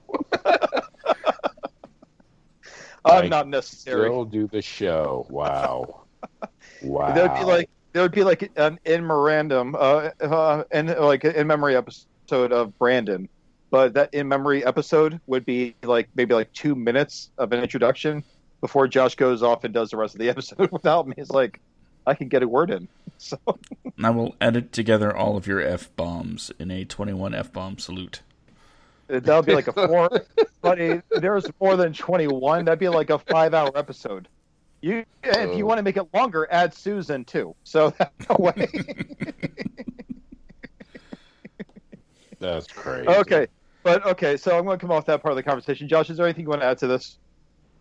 Yeah, you should automatically know to get her snacks, and if you don't, double up on what you buy for yourself, just so you can have something to eat. I hide food, Josh, in the hamper. Okay, I don't know why you're feeling the need to give out all the secrets right now. Because she's already listening to it because she can hear, and then she's like going through the hampers now. Oh my god! She thinks they're goody clothes, but they're really just out. They're just really just wadded up out of the dresser. So you better hope nobody tags her in this. Wow! You better hope one of the co-hosts doesn't tag her in this. I got food in the hamper. Yeah, like chippy chips. So okay, so anyway, coming off of the food though, Josh, and I'm mostly joking. I do buy stuff to pacify her, but she still deducts from what I have. So I just have to eat her stuff when she's not looking, and then pray to God she never, measures how much is in the bag. Like my dad used to measure like his liquor bottles when I was a kid. Like water makes all the difference in the world. But Josh, is there anything you want to add to this conversation, non-food related? Yeah. I actually have a legitimate question about business. I know, surprise. This went off the rails so fast. Oh, it did. That happens on the show all the time, to be honest with you. So it feels like we're back to normal, actually. Well, let's get there, Josh. What's your question? In 10 years, where do you see the film industry as far as, platforms, theaters, and things like that? Where do you see things going over the next 10 years? In 10 years, I'm going to be on an island, so collecting a check every month, so I really don't care. That's fair. What? I see it. It's going to come back. It's going to be more of a platform style. So there's going to be a lot more streaming because I would rather sit at home and watch on my big screen TV than go see a movie because it's less expensive. I can pause it when I want. I can stop. I can do stuff. There's a lot more that you can do. Mm-hmm. There's still going to be movie theaters. There's still going to be TV networks. It's going to be the same that we have now, but it's still going to be enhanced.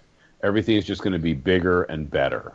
And that's what I see. We're literally scheduling up until I think we're at 2028 right now in scheduling projects. We're a long time. We're building the company so that it's got a life after I leave it and the next person leaves it and the next person leaves it. We want to be the size of a Universal or a Warner Brothers and have all the different divisions and just build. And, I want to have my kids' be able to run the company. So it's going to be a generational company. We're not just trying to see what we can do today. They're talking that, when by the end of the first year, our valuation should be $200 to $300 billion. And I'm just saying that's crazy. And they go, no, it's not. That's where you're going to be. And I'm just like, well, it's not mine. It's ours. So everybody's going to be rich, And I'm just like, okay, let's make this happen. So, and that's the cool thing. It's bringing people on and giving people opportunities to be a part of something that's pretty special. And that's why today on Facebook, I just thanked everybody that, that supports us and what we're doing. Because I don't want to say a lot. There's that normal 2 to 3% that just hate on you no matter what you're doing. Yeah. You can say you're giving away free puppies and they're going to say, well, why are you only giving away puppies? So, you try to make the majority of the people happy. You try to help the majority of the people, but you can't help everybody.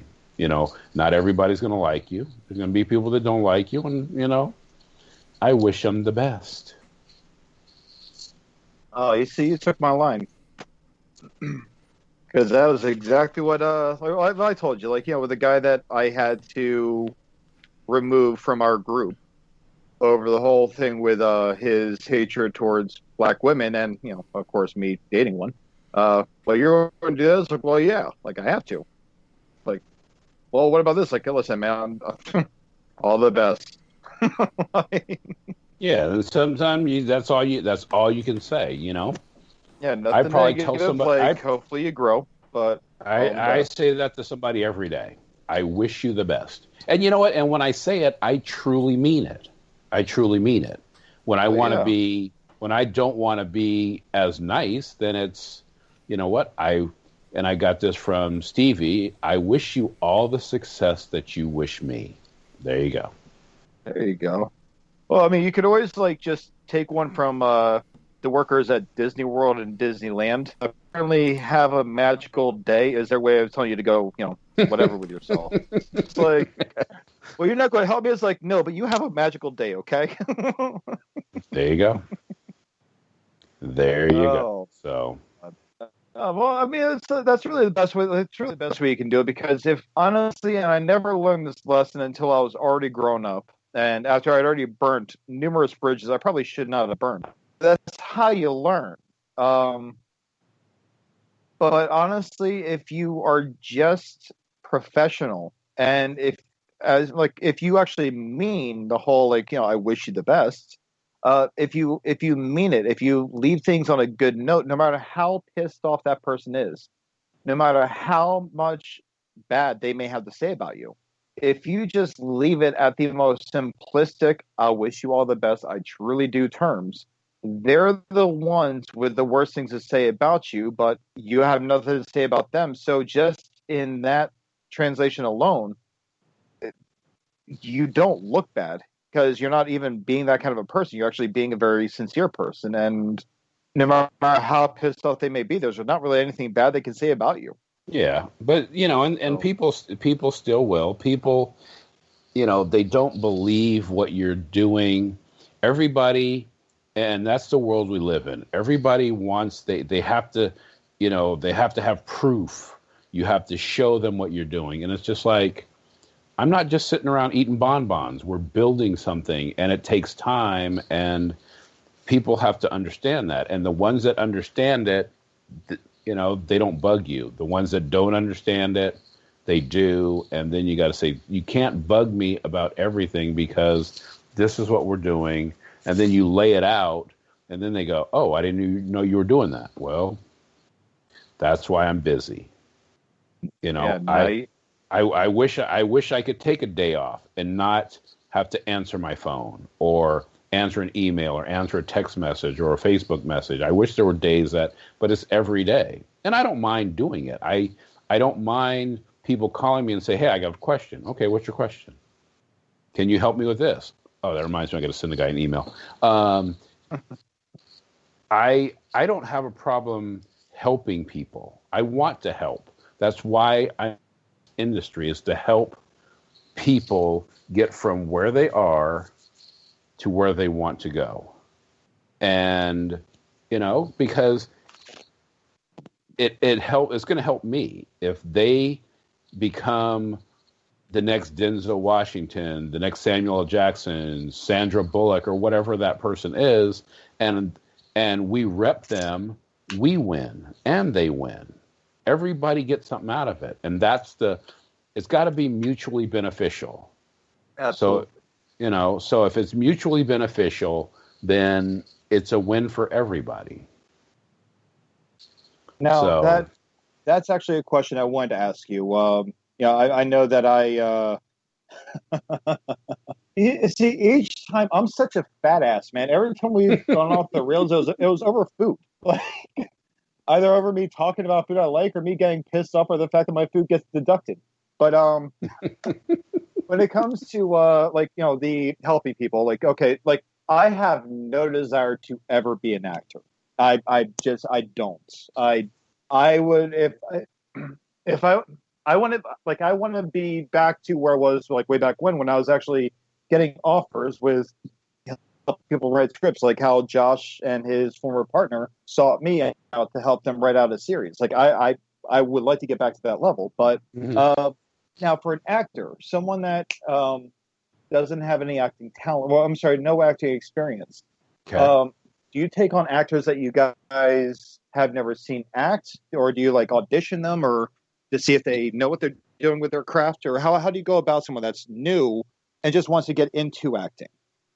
They would have to do like a self-tape. They'd have to do something so that we could see if kind of, and then if they do, who am I to tell somebody that they can't be an actor? You know what I mean? Yeah. It's, if that's what you want to do, I'm not going to tell you not to do it, because I'm that guy that if you tell me I can't do something, I'm going to do it because you said I couldn't do it. Don't, what do you mean I can't do it? Why not? I can do whatever I decide I can. I might not be the best at it, but I'll still do it. You know, I was talking to somebody the other day and they go, "Do you play tennis?" I said, "I can." "Are you any good?" "I don't know, probably not, but I can play. I'll do whatever I have to do." Am I going to go, you know, we're supposed to be shooting down in the bayou, some Flesh Off the Grill. It's a horror movie. And I said, I probably won't go. And they go, "Why not?" And I go, every horror movie I see, what's the main thing that happens? And they go, "I don't know what you're talking about." "The black guy dies." "I'm not going down there." And they just laughed. And they go, "You're not in it." I go, "I don't care. You never know what's going to happen. I'm not going to be the one hiding behind the chainsaws. So, no, I'm not going." Just do it. You know, go out and say, "This is what I want to do. I want to be an actor. Be an actor. I want to direct." Well, fine. We'll get you to work with a director. We know directors. We know producers. We know cinematographers. So let's do what you need to do to get you someplace. So it's, don't take no for an answer, is the whole basic thing, because I'm not an expert. I just decided that this is what I wanted to do, and then I grabbed a bunch of people, and now we're doing it. Okay. Oh, that was my question. Josh, what else you got? Well, mine's pretty much the same thing, except for writers. Do you look for writers, or do you have people send you things, or is it like a combination of the two? I don't look for them. They send me things, or they're referred to me. I just got referred one from the group that Sue was in. She sent me a synopsis. I said, "I love it. Let's make this happen." And she lives in New Zealand. And now we're going to take her a couple of the projects that she has, and we're going to develop them and get them out there. And now I have to go to New Zealand, because I've never been to New Zealand. I have to film there. So I've never been to Australia. Got to go there. So, you know, that's the cool thing about what we do. You know, we get to travel. We're going to Croatia. We're going to Italy. We're going to Australia. We're going to, awesome. You know, the Canary Islands. Canary Islands just looks cool. Greece, you know, that's, you know, I'll go to Detroit. Nothing against Detroit. Not hating. Love them Tigers. But, you know, am I going to spend 3 weeks, 4 weeks in Detroit when I can spend 3 or 4 weeks in Greece? You know, why not? You know, and I'm not hating on Detroit. I have some big shows that we're bringing to Detroit. Yep. But no, I get it. I mean, it's like you can either go to a very, very, very historic and absolutely beautiful country, or you know, Detroit. You know, and I'm not hating on Detroit. You know, we've had an offer to do some stuff in the Bahamas. So yep.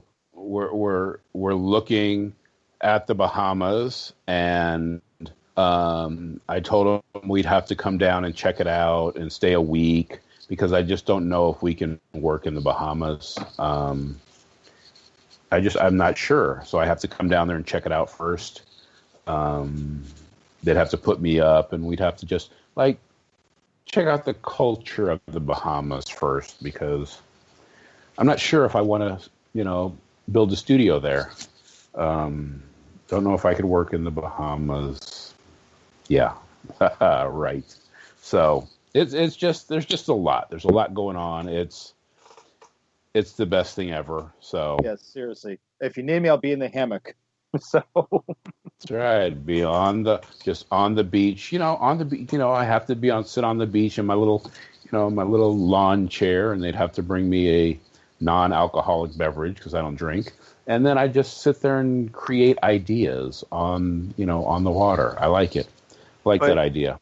But you see, you also, if you ever need someone with an extremely foul mouth that that does enjoy drinking, but has cut back quite a bit, but has some great ideas that come from drinking.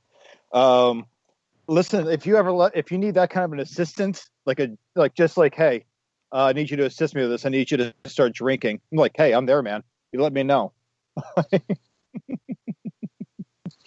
I'm kidding. I'm mostly joking. I don't drink that much. It's just one of those. I have written an entire script before over the course of I think a week, and it got high placements. It got really high placements in the contest, and I wrote the thing mostly not sober. I was just kind of vacation. I'm like, well, the hell with it. I'm gonna have a good time, and I end up writing the entire time, and I never expected to get. I was just joking with it, and actually ranked high. So if you need some passable ideas from a somewhat buzzed assistant in the Bahamas, you let me know. Yeah, I'm looking forward to the Bahamas. Actually, Josh, you can come too. It's another one of those calls that I have to make next week. We're talking to people in the Bahamas. We've got a project right now that we're trying to finalize that is going to film in Israel. We have one going into Hungary, Italy, another movie. There's just a lot going on, and it's exciting because things start.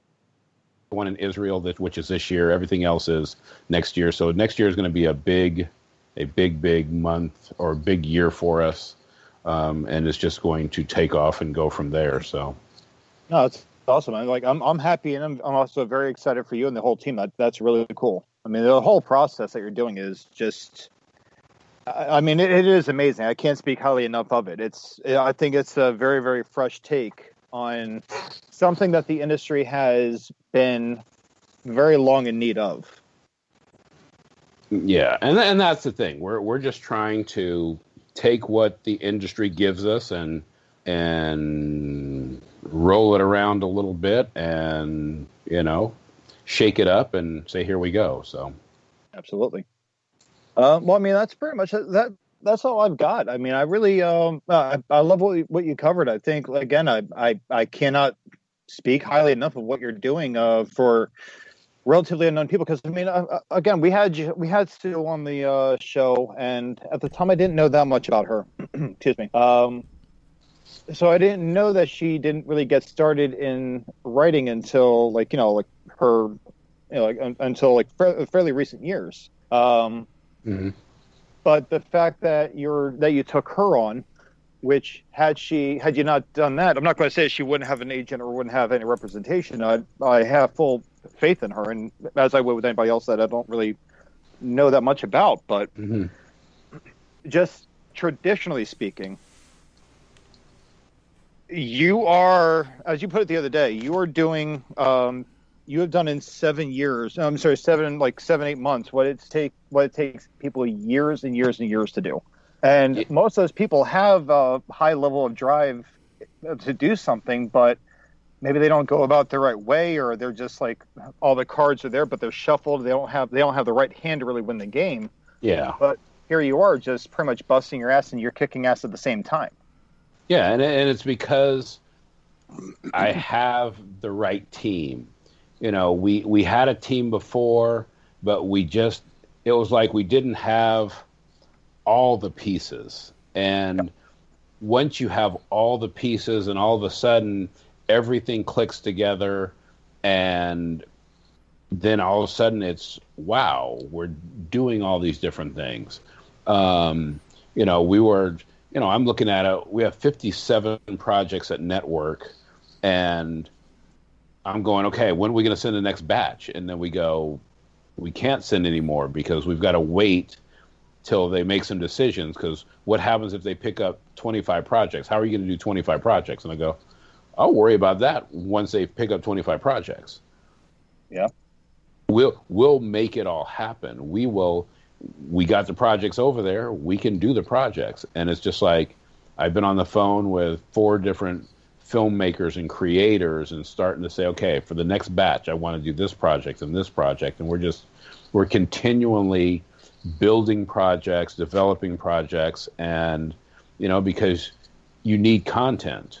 And that's the thing. And the content that we're doing is great content. Once people hear about some of these stories, they're just like, wow, wow. So example, one of the shows we have right now at HBO, and it's under review, is called Chicago Gang Wars. And what we did was, everybody's thinking, when they talk about Chicago and they think about the mob and all that, they think of Al Capone and all that stuff. What we did was we went back to 1860s, and we have the Italian and the black mobsters. That's where we're starting our story. So we're doing it that way because nobody tells that story, and that's the story we want to tell. We're doing a lot of historical stuff. A lot of the stuff that we're doing is true to life. Chicago Gang Wars is true stories. Vice Squad is true stories. The DOC that we have with Robin K. Miller. She was I always say that to her, and she goes, ding, ding, ding, ding, ding, ding. We have, she was a 22-year correction officer at Rikers Island. So we're using her stories to develop a television show. Tainted Shield is corrupt cop stories from, Miami, New York, Chicago, and LA. There's just so many different shows that we're doing that are real, true stories that we're developing and adapting into television to make them great shows, as opposed to some of the stuff that you see on television now. We have comedies, we have drama, we have thrillers, we have horror, we have reality shows. We've got a reality show that's airing in Germany now that we're bringing over here, that I've, talked to the creators of that and was just impressed with them. And we want to get into reality and work with them. So. Okay.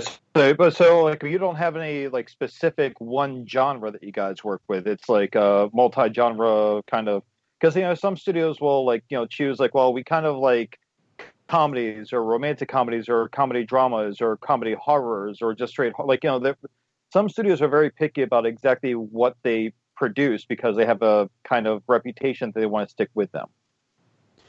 So with you guys, that's why we have the different production companies. Each production company is going to handle different genres of the industry, but the only thing we want is great content. So if you have great content, it doesn't matter what it is, we'll find a home for it, because we're either going to get it on a major network, or if we don't get it on a major network, we are going to put it on our own platform. So that's why we have a platform. That's why we're going to have our own network. That's why we have our own studio, so we can we have it all. And by doing it that way, we're going to be successful. And because if we can't get it on a ABC, HBO, Stars, Discovery, True TV, we'll put it on our own platform. So that'll give the creators a home for their projects. So they're going to have a home no matter what. It just depends on if it's regular traditional network or streaming, or if it's for us. Gotcha. If it's great content, we want it. And I take content all the time. I take unsolicited stuff. I got so much stuff, it's crazy. I mean, right? Okay. Yep. Okay. Well, that's pretty much like all I have for questions and everything else. Josh, you have anything else there, buddy? Well, I could go all day with questions and the lightning round and just just silly things if you want to get into things like that. But okay, what kind of shampoo do you use? What's that? I'm joking. I said, what kind of shampoo do you use? Oh, it was a joke. I use the Walmart Suave. Oh, I use Suave once in a while. I get the big. There's like the big, like in a big blue bottle, and it's blue on the inside. It actually smells pretty good. Like 5 gallons for $1. Yeah, it used to be a lot of what's that? Bath Body Works. Yeah, Bath and Body Works. But I ran out of it, so don't have it anymore. And I'm just a struggling filmmaker.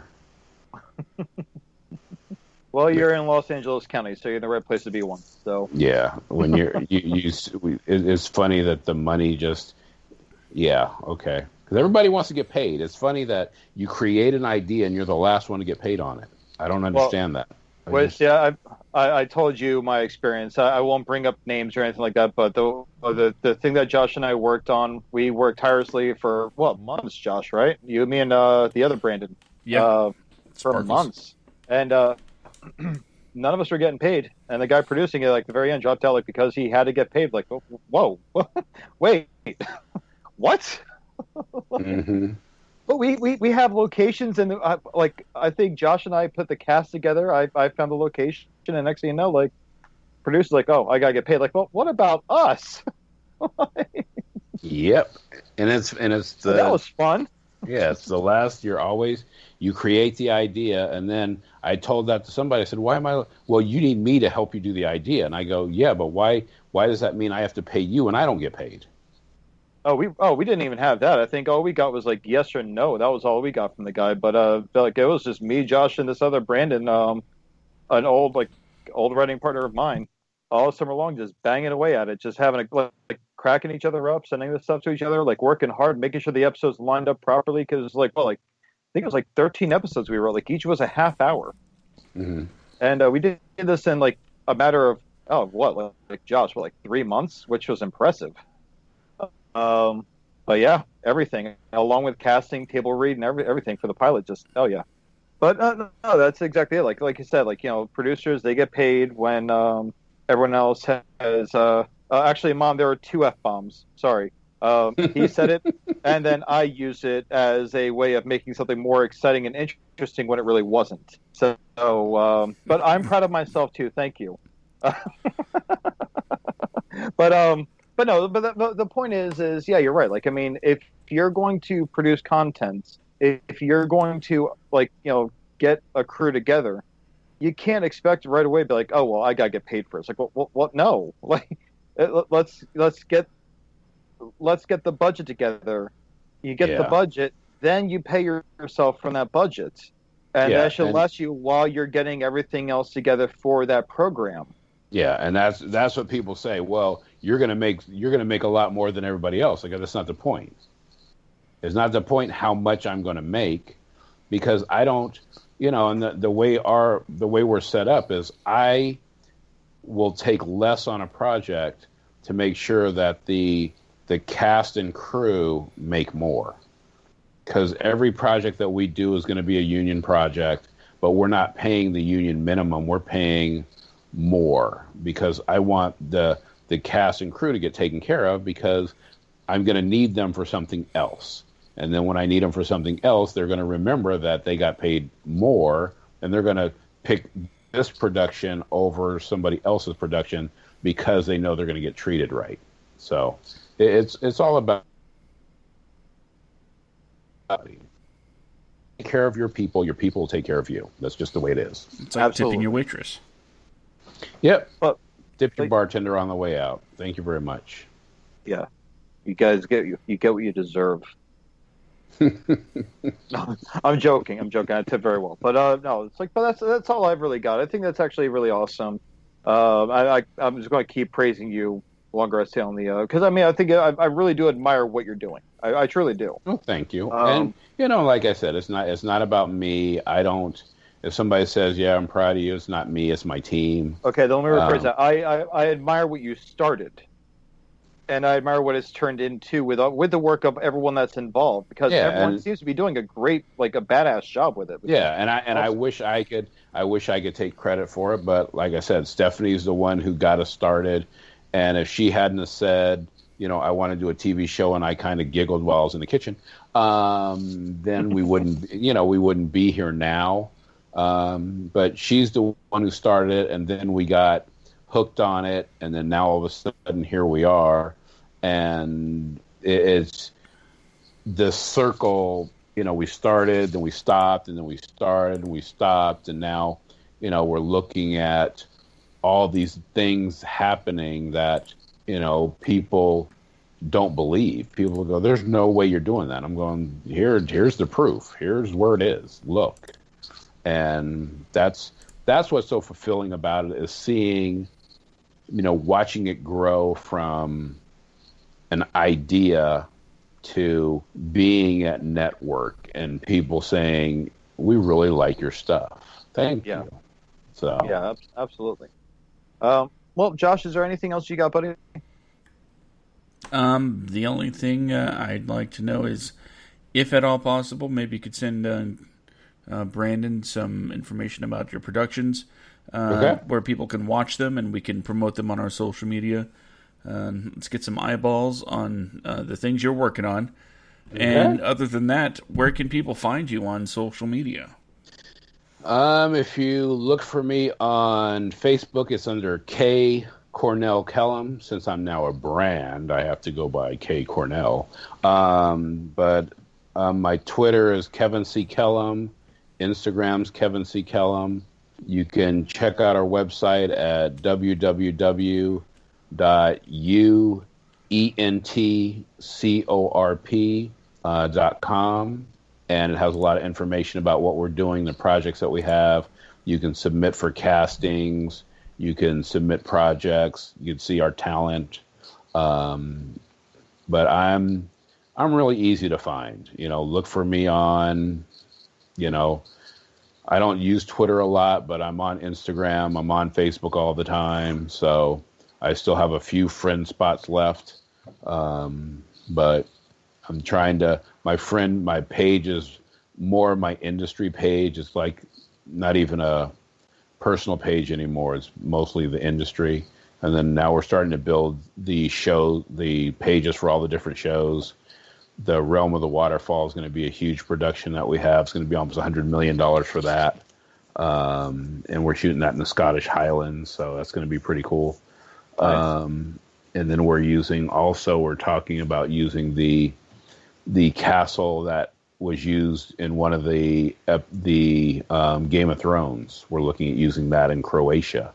So, yep, we're doing a lot of big things. We don't do little productions. We take little ones and turn them into big ones. But it's exciting. I like it. Well, if it means anything at all, you have officially hit the big time, because the WADcast is now following you on Instagram. That's a very, very big thing. Okay. We don't follow many people, but we're following you. Not a lot of people follow me, but I'm just like, it is what it is. It's not about my followers. It's about, getting the information out there. But yeah, if you look me up on see we have like 96 projects in development right now, and we probably have about 250 on our slate. So we're turning into a major studio, and I like it. I like the thought of it. For a while, we were calling ourselves Half Apple because that's how big we were.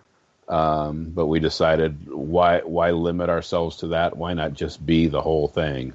So let's just go crazy. How about just like full Apple because Apple has a bite from the apple missing. If you were just like put out like an Apple logo without that bite, just tell Apple to eat it. Yeah, I didn't want to have to get into a legal battle with Apple, especially since we might be doing some stuff with them on Apple TV. So we got to play nice because we're not trying to compete with people. We're trying to work with them as co-production. So the only one we're really not dealing with right now is Netflix. And it's nothing personal against Netflix. We just we're not going to them. We're going to a lot of the majors, and we're going to build our own streaming platform. And, it's not to compete with them. It's to do our own thing. So, yeah. Okay. There you go. Well, I think that's pretty much like that. I think that's pretty much it, Josh, right? I mean, much. Yeah, we got 25 seconds, and then we're at 2 hours, so we got to hang out for 25 more seconds. Okay. We got to roll the credits right now. So well, then I guess. Actually, I will get into one thing because Josh, you and I have not done this in a while. Recommendation of the week, because I just actually, you know what? Anti-recommendation of the week. Anti. Oh God, you're going there because I am so annoyed. As I said on Facebook, I have never been so ready to deliver a Karate Kid style swan kick to a friend's nutsack as I have been tonight. After taking a recommendation being that I'm a huge horror movie buff. Okay. I only like the original horror films. I don't like remakes. So usually remakes just suck. The Grudge, the Japanese movie, The Grudge, I forget the actual Ju-1, I think it was called in Japan. Yep. That was great. The Sarah Michelle Gellar one was okay, but it was kind of like a step-by-step version. I just watched the one that came out, I think, late this past year, early this year. The remake of a remake. The remake of a remake of a remake. It was just bad. So my recommendation is, I'm not going to say don't watch it because I will never tell someone not to watch a movie. But my God, if you watch this thing, just understand that you need to use less mental capacity than you would have to use to watch Dumb and Dumber. And that's one of the reasons why I don't like to go to movies, because when I go to movies or when I watch television, which I have to do all the time to see what's out there, I critique them and I don't watch them. I'm just like, oh, the sound's off here. This is off here. Why'd they do that? That doesn't make any sense. That doesn't look right. And then I lose the whole value of seeing the movie. Yeah. And this movie was just one of those movies where not only was the sound design bad, it was just they brought a Japanese folk legend kind of deal, like a Japanese like ghost legend. And they Americanized it so much in a way that makes no sense. But it's just, it lost all the creepy appeal. Like the original, Grudge, where she's walking around and she's just like slowly walking towards people doing like that guttural kind of like throatal noise that she does. This one, she's screaming, she's running, she's fast. Okay, I can't. It's so... They're trying so hard to be scary that it's not scary. It's one of those movies. Yeah, I usually don't watch horror movies. We're going to produce them, and I'll probably be there while they're doing it. But, when I saw the trailer for Flesh Off the Grill, I was like, no, I'm not going. You got too much craziness going on, and it's Flesh Off the Grill. I'm not going to be on no little airboat in the bayou while you're filming this because, it'll be, Kevin and eggs. I tried getting Danielle to watch the movie Get Out. And I cannot watch horror films around her. She won't watch them. We were laying in bed one night. I'm watching Hellraiser on the laptop. And I had to turn away from her so she didn't see it. But, I guess curiosity took hold. So she, pulls the laptop and she sees Pinhead. She's like, no. Why would you watch that? I'm like, did you peek? Like, I mean, what? Don't answer. But what did you think I was watching in bed right next to you? So I mean, but she wouldn't watch Get Out because she said it was scary. I'm like, well, it's not scary. It's more psychological. She was like, I'm sorry. Are you black? I'm like, oh, what? No. Then it's not scary to you.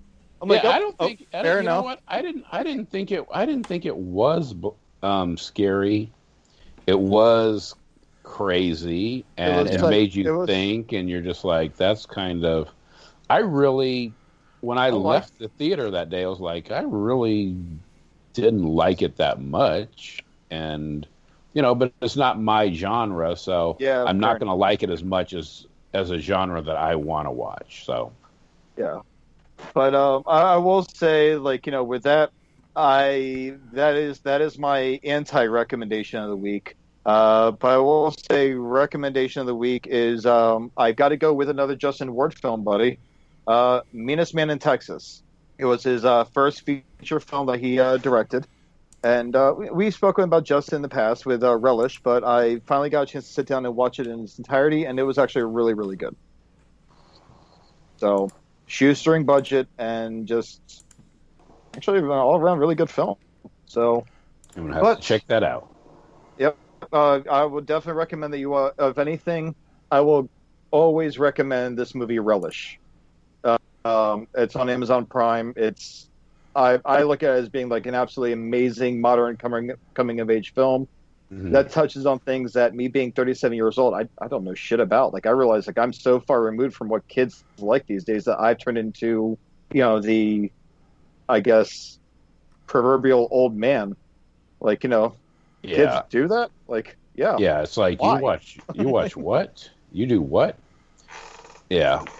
And that's, it's a different thing, and that's part of what we do is we try to see who's doing what. And I mean, the whole TikTok thing, I've got some people that I've got one Tris Marie who's getting 2 million views on some of her TikToks. I'm just like, okay.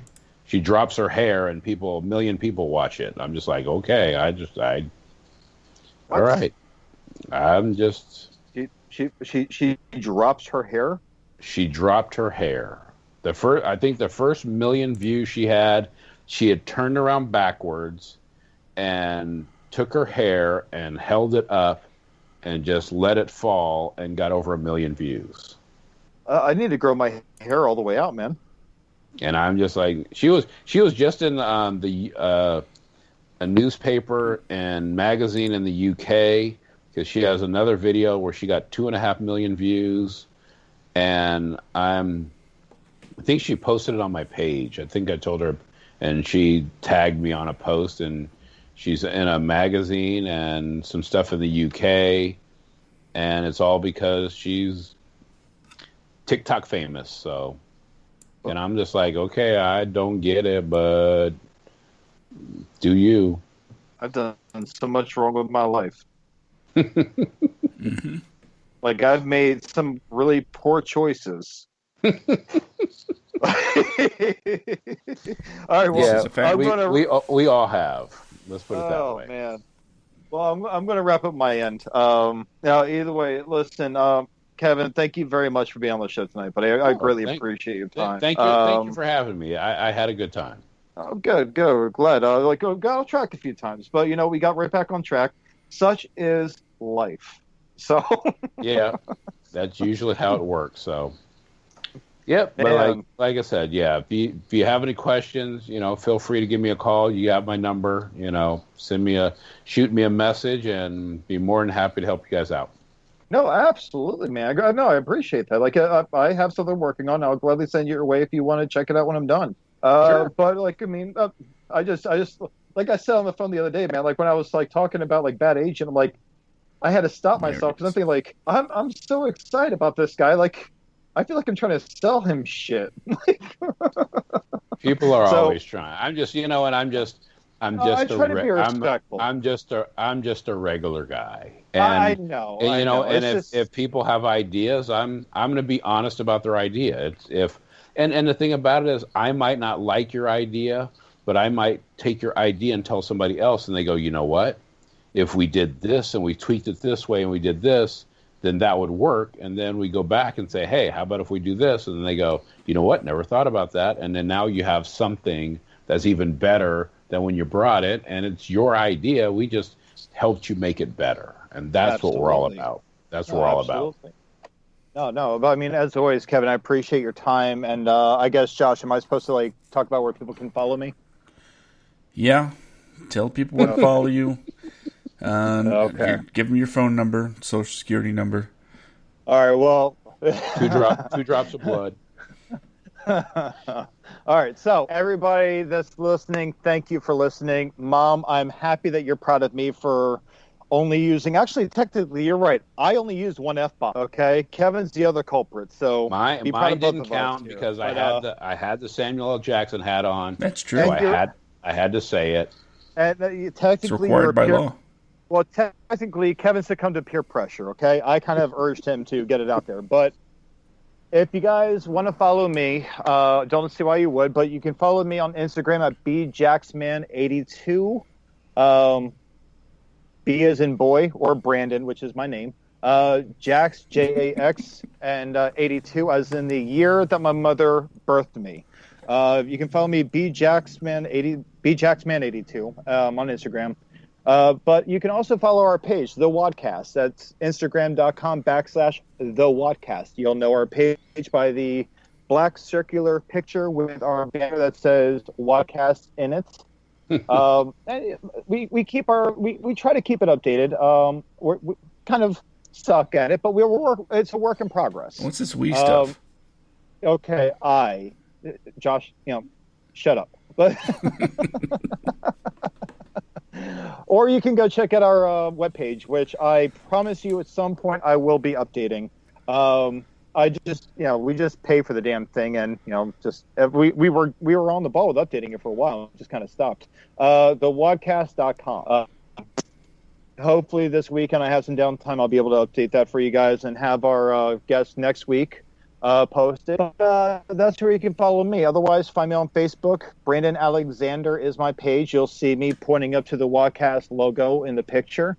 I would say follow my private page, Brandon Junk, but I am in Facebook jail for 4 more days, so it doesn't really matter if you follow me or not. That's all I've got. Josh, where can they follow you, sir? Well, also, I'm sorry. I do have my Twitter, too, that I just started using. You can find me on Twitter under You Can't Ground Me.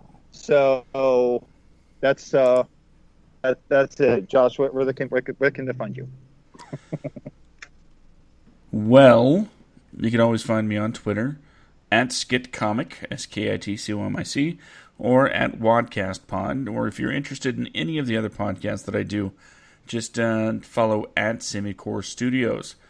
You can always go to semicorestudios.com to find out all of the other projects. Sorry, it doesn't look like the Netflix is coming back. So, yeah, sorry about that. Anyway, you can also go to semicorepods.com to go straight to the shows, which, of course, drops several times a week. Go to indieradio.org for the film podcast Cinema du Fromage, which we do on a weekly basis every Thursday.